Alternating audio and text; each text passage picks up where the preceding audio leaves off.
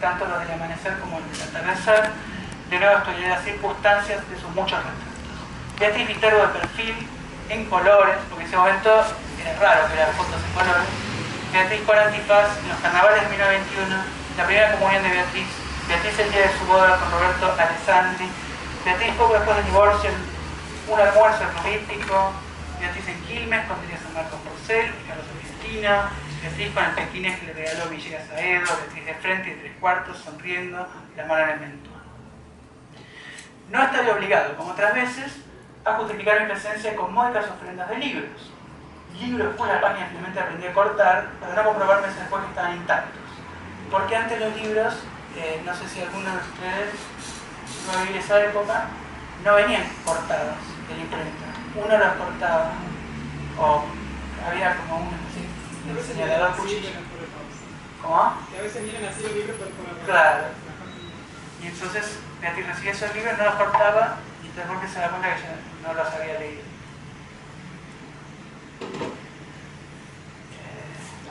¿Algunos de ustedes, entonces, no, con libros que no vienen bien cortados? No, pero con alguna otra sustancia. Beatriz Viterbo murió en 1929. Desde entonces nada que pasar un 30 de abril sin volver a su casa. Yo solía llegar a las 7:15 y quedar unos 25 minutos. Cada año apareció un poco más tarde y me quedaba un rato más. En 1933 una lluvia torrencial me favoreció. Tuvieron que invitarme a comer. No desperdicié como natural ese buen precedente. En una 34 aparecí ya a las 8 con un alfajor santafesino. Con toda naturalidad me quedé a comer. Así, en aniversarios melancólicos y vanamente eróticos, el erotismo en Borges siempre es perverso.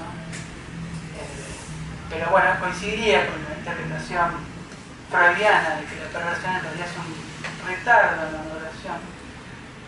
Se escribió mucho sobre eso, pero en realidad lo que sería siempre reprimir... Hay un escrito muy bueno de Pezzoni que traslada, que era un gran crítico literario argentino cuya cátedra de obra Jorge Panesi, Juan, que él toma un texto de Teodoro Adorno, que se llama El artista como lugarteniente, en la época en que se discutía si el arte tenía que ser comprometido, es decir, con un mensaje político o una pura forma esteticista. Y como a Adorno le encantaba Paul Valéry, él ensaya en un texto trata de desmantelar esa dicotomía. Él dice que Valéry es tan bueno que produce un mejor lector, dice mejor lector va a leer mejor la política. Entonces, cuando un artista de arte por el arte puro exacerba tanto su instrumento, logra una obra sublime, produce un correlato político. Entonces, en vez de darle pescado, le enseña a pescar lector, entonces en vez de darle un mensaje, digamos, panfletario, directamente hace que sea más sagaz como lector político. Entonces, esto lo aplicaron a Borges, que Borges, si bien era un conservador recalcitrante de la vida real, sus opiniones contra la democracia, racista, bueno, no sé si están al tanto de las opiniones de Borges, pero las opiniones realmente eran, muchas de ellas impresentables, no eran humorísticas, sino sus verdaderas opiniones, pero que como escritor es revolucionario, como escritor, en cambio, no es nada conservador. Y bueno, de alguna manera se puede decir que en el plano erótico tampoco era nada conservador su obra. A pesar de que, con el cuento de la intrusa, se ha hecho la interpretación de que era una relación homoerótica, Borges mismo, porque se cortaría la mano como lo escribió si alguien leyera eso. Y la actual moda de la crítica literaria es considerar que no importa lo que piense el autor de su obra. Porque la obra es, digamos, como un tablero de juego y el que inventó el ajedrez no es necesariamente el mejor jugador del ajedrez. Y ahora está explicado en un texto de Foucault que se llama La muerte del sujeto, un texto de Barthes que se llama La muerte del autor. Y, bueno, también sobre la intrusa escribió también Martín Cohen. Eso se podría hablar mucho, pero vamos a ir acelerando esto.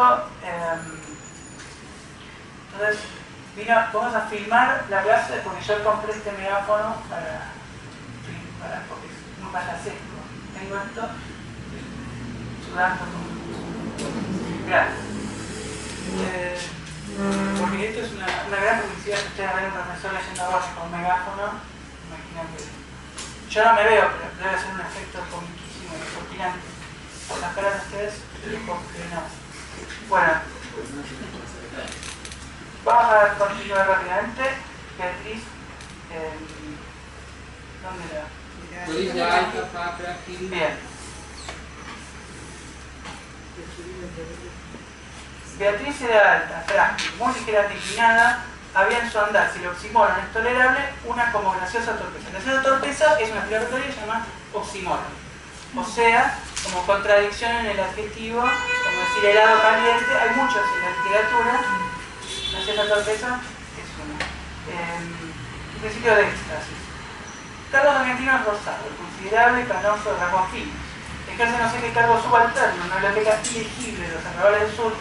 Biblioteca ilegible es una hipálaque. Se llama hipálaque a esta figura retórica. Sí. Vamos a anotarlo. Ya copiaron. Puntuación, madre, eso lo hice a propósito, porque yo soy profesor de humor. Y es una metáfora en astro. Hipálaque, esta figura retórica, que Borges utiliza mucho, que es el epíteto de clase, que aparece, por ejemplo, en Milton, cuando dice las estudiosas lámparas, se refiere a las lámparas de los alumnos estudiosos. O, por ejemplo, aparece, hay muchísimos ejemplos. En la Eneida, iban oscuros por la sombra. En realidad, la oscuridad no es de los hombres que iban. Ustedes pueden Perdóname, yo sí. me perdí. Sí. Me parece que Sí. es mejor que te lo diga antes de que sigas, porque si no, no sé ni por dónde andar. Sí. ¿Por dónde no encuentro lo Me que detuve en... dijiste lo del oxímoron. Sí, Después, el oxímoron queda claro, es fácil, ¿no? De entender el oxímoron es una contradicción de los términos, como decir inteligencia militar.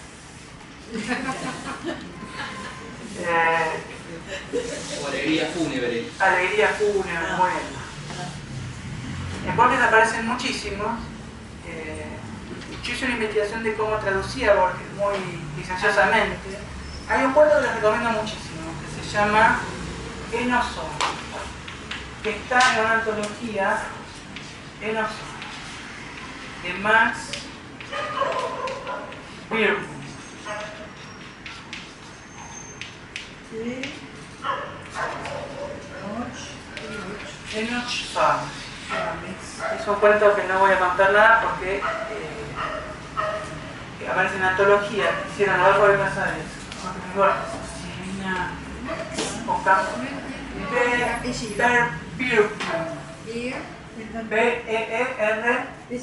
B-E-R-B-O-O-N. ¿Ese quién? ¿Qué es? El escritor que escribió este cuento se llama Max Birkman y Enoch Soames es el personaje del cuento. Borges de Casares va a ser el mejor cuento que tiene en su vida. ¿La antología de quién es? ¿De los Se tres? llama Antología de la Literatura Fantástica.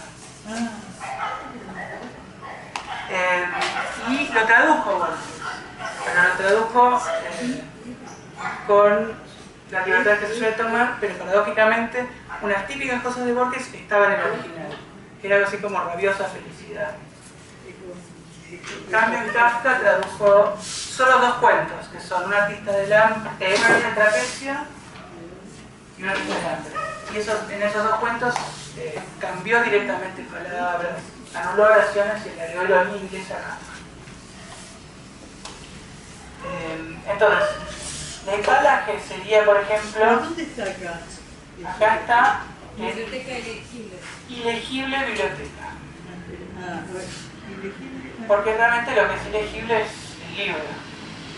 Yo encuentro que hay ilegible. Es realmente ilegible para vos. Pero no es una sinécdoque que tomar la parte. También es tomar la parte por... Generalmente se dan juntas. La sinécdoque, que es tomar la parte por el todo. Por ejemplo, el clásico ejemplo de sinécdoque sería Los cansados pies. O... También es una metonimia.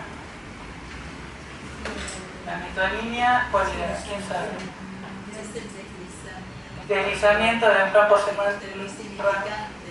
Sí, por ejemplo. Tomar un vaso de agua. Metáfora sería sustitución y metonimia, un simple deslizamiento. Claro. Simple significante. Claro, porque después Lacan retoma Freud, donde habla de condensación y desplazamiento, dice que es metáfora y metonimia. Pero sí, es también una sinécdota, donde importa, la parte es tomada por el todo. Por ejemplo, dice, conocí en persona a las tetas de Pamela Anderson, no sé, perdón, es muy poco ocurrente, pero la parte por el todo, digamos. Ahí en ese caso, un gestáltico diría que la parte es más que el todo. Y un marxista diría que el valor de las tetas de Pamela Anderson es por el trabajo que tienen encima. La plusvalía que sí. Pero digamos, para hacer un ejemplo sencillo de Spalaje, yo tengo muchos ejemplos eruditos, pero supongamos hay una obra de teatro de Sofovich que se llama Champán las pone mimosas. Bueno, dicho en Ipal que sería el mimoso champán.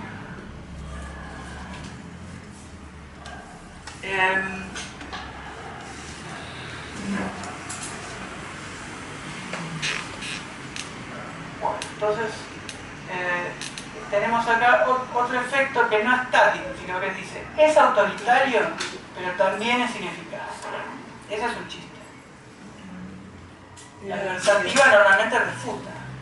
Uno espera que diga algo bueno, es autoritario, pero buena persona. Pero pues yo no lo encuentro. Ajá.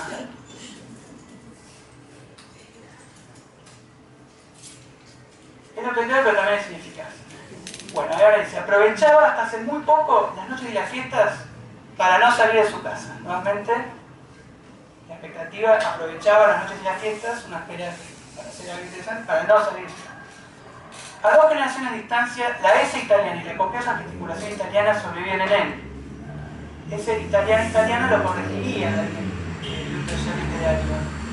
Pero a Borges le importaba repetir las palabras para darle peso, no cambiar con sinónimos. Su actividad mental es continua, apasionada, versátil y del todo insignificante. Abunda en inservibles analogías y ociosos escrúpulos. Tiene como Beatriz grandes y afiladas manos hermosas. Durante algunos meses padeció la obsesión de Paul Fort, menos por su balada, la idea de una gran intachable. Es el príncipe de los poetas de Francia, repetía con fatuidad, en vano te revolverás contra él, no lo alcanzará, no, la más inficionada de tus artes. El 30 de abril de 1941 me permití regalar al alfajor una botella de coñac del país. Carlos Argentino lo probó, lo jugó interesante y emprendió al cabo de unas copas, una vindicación del hombre moderno. Y acá entonces se nos presenta con la voz, como habla Carlos Danili, una caricatura de este personaje, ¿no? Lo evoco con una animación identificable. En su gabinete de estudio, como si dijéramos en el Torre de Albarrán, de la ciudad, provisto de teléfonos, de telégrafos, de fonógrafos, de megáfonos, de cinematógrafos, linternas. Observó que para un hombre así facultado el acto de viajar era inútil. En el siglo XX había transformado la fábula de Mahoma y de la montaña, las montañas ahora convergían sobre el moderno Mahoma. Tan ineptas me parecían estas ideas, tan pomposa y tan vasta su exposición, que la relacioné inmediatamente con la literatura. Es decir, para Borges la literatura es algo inepto, pomposa y vastamente expuesto. Y dije que por qué no las escribía.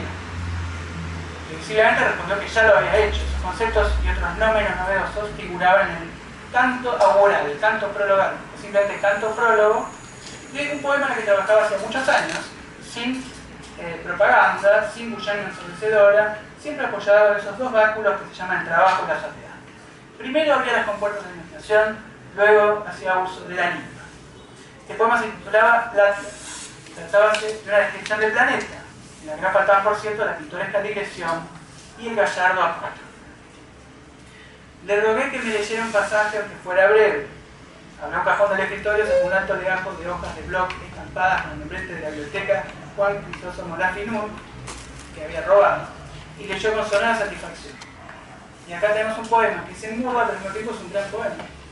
He visto como el griego, las urbes de los hombres, los trabajos, los días de varia luz, el hambre,